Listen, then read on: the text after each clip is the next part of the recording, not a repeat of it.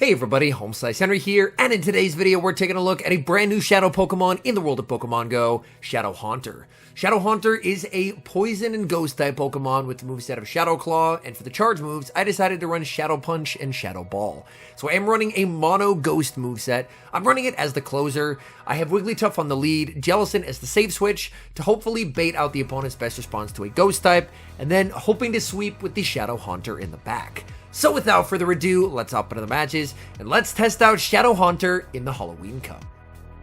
Hopping into the first match, and we see the Dream Lead Wigglytuff into Guzzlord. Opponent save switches into Swalot, and I have a terrific response available in Jellicent. So far, this is about the best possible lead and switch that I could ask for, as of course Swalot's charge moves are completely walled by the Jellicent. All I have to do is make sure that I don't get too greedy over farming on energy, because even though Swalot's moves are walled here, Swalot is incredibly good at flipping matchups that it has no business flipping. I continue to farm, opponent is able to make it to yet another charge move. Sludge Bomb is going to connect, getting Jellicent into the red. I'm farming up, and now I'm going for the Shadow Ball. So even though their charge moves are entirely resisted, they're still nearly able to KO. Again, Swalot is an absolute beast. Back in comes Guzzlord. I'm able to make it to the Shadow Ball. Shadow Ball will deal a little bit of chip damage. In comes the Wigglytuff. In the back, it's a Azumarill, and I send in Shadow Haunter. Shadow Haunter building up to the Shadow Ball and baiting with the Shadow Punch. Shadow Punch will be shielded by the Azumarill. I continue to farm. Opponent is going to fire off a charge move. Azu is going to go for the Play Rough, so they are not running Ice Beam. I'm farming up with the Haunter, and this time I am not baiting. I'm going straight for the Shadow Ball. Shadow Ball into the Azu will be shielded. Azu looks like it might get to bubble down, and they would. I can't make it to another Shadow Ball. I'm forced to settle for the Shadow Punch. This has got to be the glassiest Pokemon I think I've ever used. It got bubbled down by neutral bubbles from an Azumarill. Thankfully, I have a really good alignment in this game, so I'm still able to take the win. But right off the bat, this Pokemon, oh my goodness, it cannot take a hit.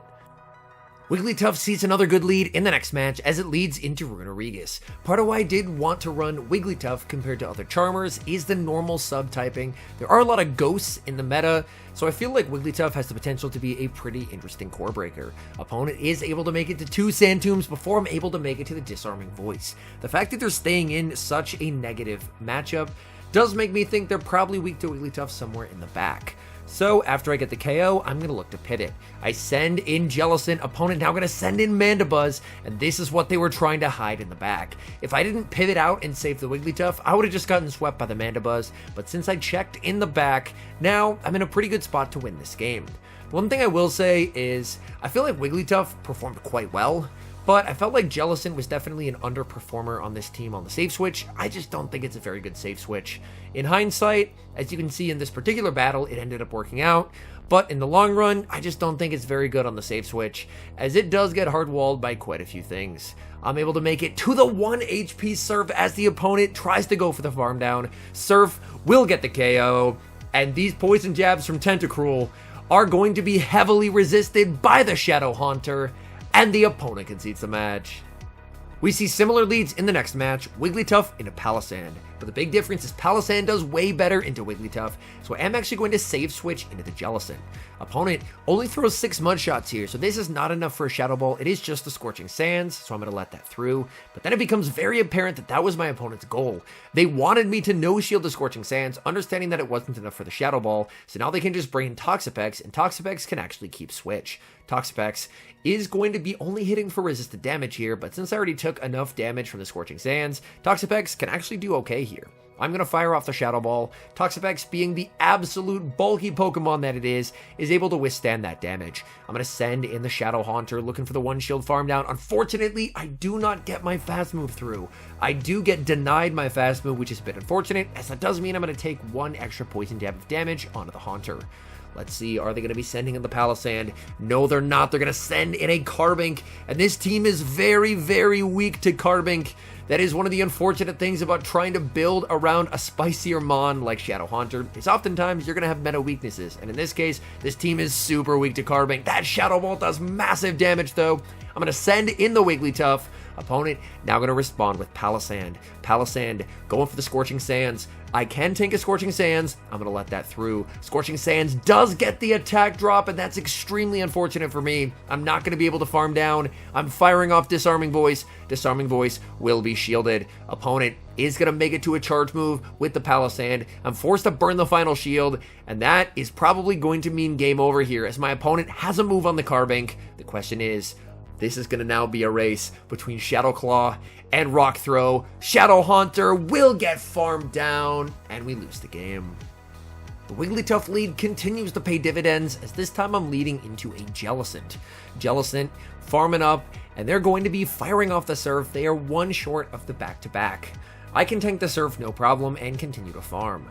My opponent unfortunately ends up lagging there, and I end up getting an extra charm for free. That's a bit unfortunate. Surf will connect. Opponent now going to send in Golbat, potentially hoping to try and catch Disarming Voice. I'm going to fire off the Ice Beam, grab a shield, and now send in Jellicent. Jellicent can take a Shadow Ball here, so I really shouldn't ever shield this first move, but I do. I make a mistake, and they bait me with a Poison Fang, so this is incredibly bad. I'm firing off the Shadow Ball. Shadow Ball will not KO, but it is going to get them low. I can't afford to leave Shadow Haunter without shields, so I am just going to let the Jellicent go, and then send in Shadow Haunter. Shadow Haunter is going to get the farm down, and now I do have an energy lead, but in the back, it's Greninja, and this is not great. I'm going for the Shadow Ball here. It's resisted, but it's going to do a lot. They shield. I send in the Wigglytuff. The charms are tearing through the Greninja. In comes the Jellicent, and Wigglytuff is able to make the Disarming Voice. Disarming Voice is going to get the knockout. In comes Greninja. Greninja gets the farm down. They have back-to-back moves, but I get the Shadow Claw through. Will the Shadow Claw KO Greninja? Yes, it will, and we win the game. Another game, another pretty solid lead for Wigglytuff, this time leading into Dragalge. I'm going to make the Disarming Voice before they make it to a potential Gunk Shot. They go for the charge move here. They are short of a Gunk Shot, so this is just going to be the Aqua Tail. Aqua Tail, not an issue for Wigglytuff whatsoever, and I'm going to fire off the Disarming Voice. Disarming Voice is going to secure the KO. In comes Scizor, and I'm going to send in my Jellicent. Farming up energy with the Jellicent. In the back, it's Mandibuzz. So the good news is we were able to bait out the Mandibuzz, but the bad news is there's a Scizor in the back that has a massive amount of energy, and that's going to be an issue. I'm firing off Surf after Surf in this matchup. If I'm able to get to 4 Surfs, I will be able to knock out the Mandibuzz. Mandibuzz is going to be firing off the charge move. It's the foul play, and that's going to get the Jellicent low. Jellicent farming up. I didn't see a fast move sneak, so it looks like that is a CMP tie. Surf is going to connect.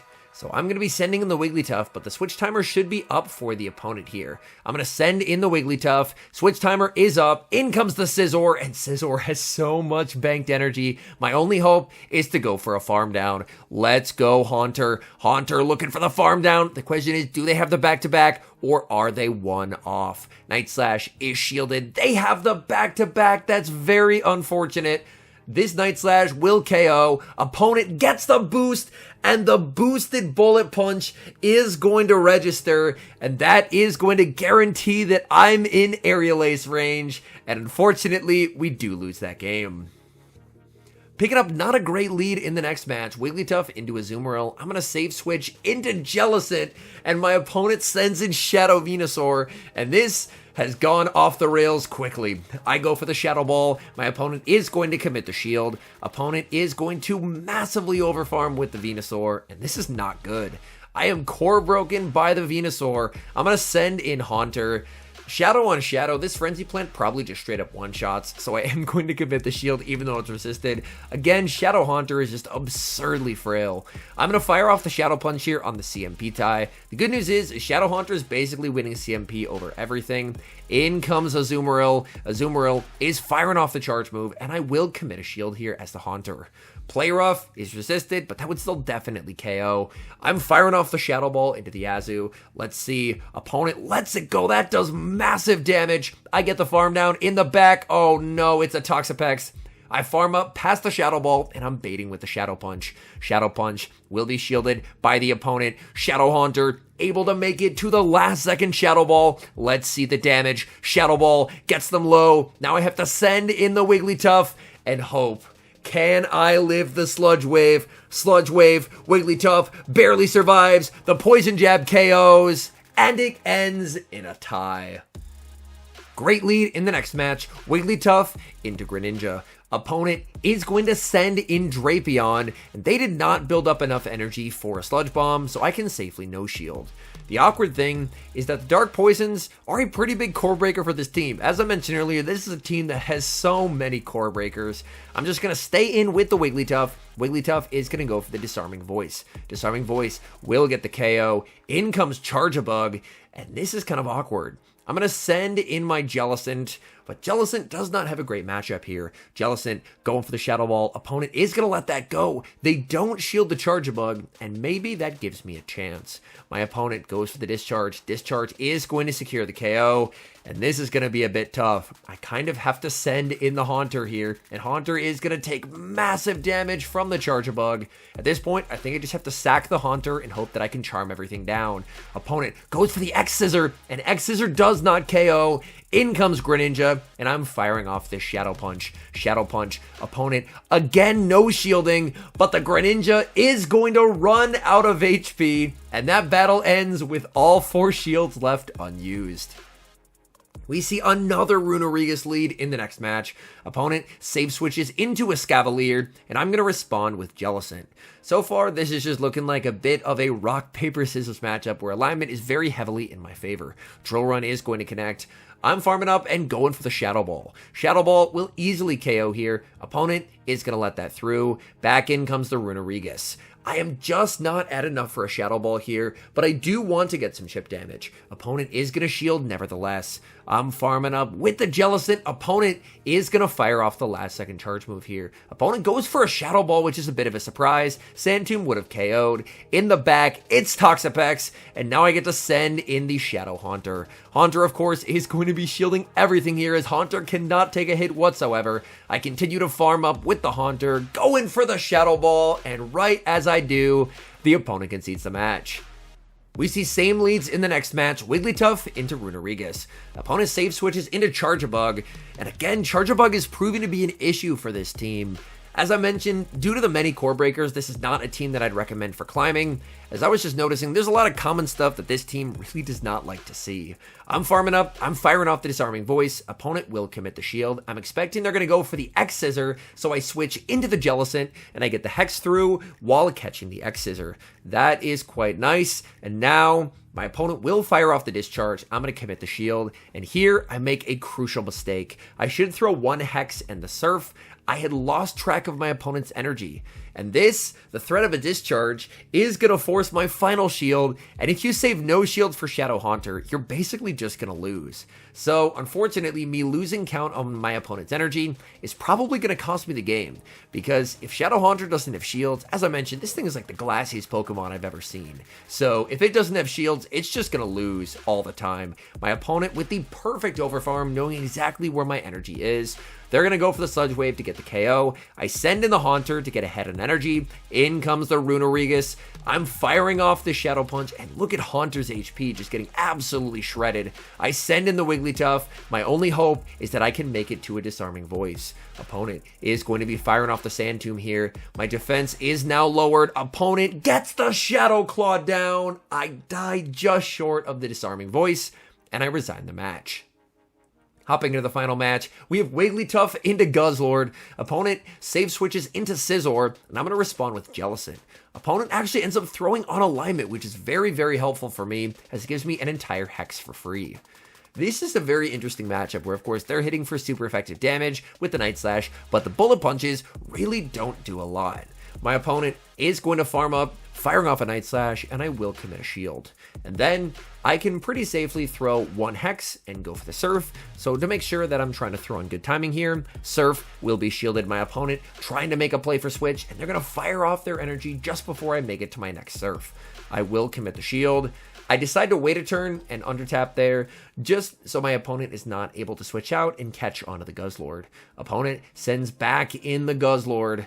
I'm going to be sending in the Wigglytuff. In the back, they have Toxapex. And this game, I realize I forgot to put the Shadow Haunter on the team. So I could have made it to a Shadow Ball. Shadow Ball would have done massive damage here, but unfortunately, I believe this was the first game that I played with the team. I kept it in here just as kind of a bit of a blooper reel, just to be like, well, I went through all the trouble to have to find one of these. I found quite a few bad IV ones first. I finally get a good IV one, and then game number 1, I forget to put the actual Haunter that I'm trying to use on the team. So a bit of unfortunate alignment here for our opponent, but it would have been really nice to see the Shadow Haunter in this game, but unfortunately, I forgot to update it into the team. We still win the game, but alas, we do not get to see the Shadow Haunter. All in all, I think the Shadow Haunter, I would say, reaches the point of diminishing returns when it comes to sacrificing bulk for damage. Unfortunately, it is so glassy as the Shadow that even neutral or resisted fast moves just absolutely shred the thing. I do think that the regular Haunter is probably better, although honestly neither one has a ton of play, even in a meta like Halloween Cup, where theoretically it should have a pretty good time. So this is, I would say, probably the first glass cannon that I've used where I would say, you know what, I can confidently say this thing is just too glassy. Overall, I did have fun getting to deal some pretty solid damage with it, but yeah, definitely not a mon that I would recommend building if you're looking to gain elo. Anyways, thank you guys so much for watching. If you're enjoying the content, make sure to leave a like and subscribe to the channel if you haven't. And a special thank you as always to our members here on YouTube. The support you guys provide is sincerely appreciated, so thank you guys oh so very much. And until next time, I've been HomeSliceHenry.